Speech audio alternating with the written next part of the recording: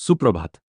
जो माटीरे आमे जन्म नेइछु, जो पवनरे आमे निश्वास नेउछु, जो त्रिरंगा पताका आमको गर्वरे मुंड उच्च करने शिखाए, सेही पवित्र मातृभूमि भारत को मोर कोटि कोटि प्रणाम।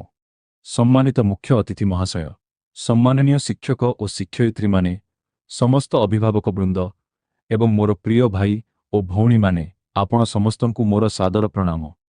आज आमे समस्ते एक पवित्र गौरवमय और ऐतिहासिक दिन पालन करने पाई एकाठी होइछु। एही दिन केवल कैलेंडरर गोटिए तारीख नुहे, एहा हेउछि असंख्य वीर शहीदों त्याग, बलिदान और देशप्रेमर अमर कहानी। 1947 मसीहा अगस्ट 15 तारिखरे आम भारत दीर्घ 200 वर्षर ब्रिटिश शासनरू मुक्ति पाइथिला। सेही दिन स्वाधीनतार सूर्य उदय होइथिला एवं नुआ आशा, नुआ स्वप्न और नुआ भविष्यतर आरंभ होइथिला। प्रिय बंधु माने, आमे आज जो स्वाधीन बातासरे निश्वास नेउछु, जो त्रिरंगा ध्वज तले गर्वर सह ठिया हेउछु, एहा पछरे अनेक महान व्यक्तिंको रक्त और बलिदान लुचि रहिछि। महात्मा गांधी आमको अहिंसार पथ देखाइथिले। नेताजी सुभाष चंद्र बोस डाक देइथिले, तुमे मोते रक्त दियो, मु तुमको स्वाधीनता देबी। भगत सिंह, सुखदेव, राजगुरु हसी हसी फांसी मंचकु जाइथिले। चंद्रशेखर आजाद शेष निश्वास पर्यंत संघर्ष करथिले। आम ओडिशा माटी मध्य देश प्रेमरे सदा अग्रणी वीर सुरेंद्र साय, लक्ष्मण नायक, बाजी राउत परी अमर वीर माने आम पाई प्रेरणार उत्स।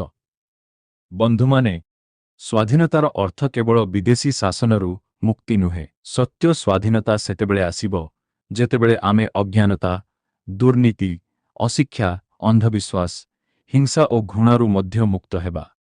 आज आम देश विज्ञान, महाकाश, प्रजुक्ति, क्रीड़ा, कृषि और शिक्षा क्षेत्र में विश्वरे निजर परिचय सृष्टि करिछि। किंतु आमर दायित्व एठिरे शेष होई जाए नाही। आजिर छात्र छात्री हेउछंती आसंता कालीर वैज्ञानिक, डाक्तर, शिक्षक, सैनिक, प्रशासक और देशर नेतृत्व। तेणु आमे आजिठारु सच्चोटता, श्रृंखला, परिश्रम और देशप्रेम को निज जीवनर अंश करिबा। आसंतु आमे समस्ते संकल्प नेबा। आमे भारतर संविधान को सम्मान करिबा, जातीय पताका और जातीय संगीतर मर्यादा रक्षा करिबा, परिवेश को सुरक्षा देबा, जाति, धर्म, भाषार भेदभाव को भूली एकतारे बास करिबा, देशर संपत्ति को निजर संपत्ति भावी सुरक्षा करिबा। मने रखंतु, देश केवल सरकार द्वारा नुहे, देशर प्रत्येक सचेतन नागरिक द्वारा गढ़ा जाए।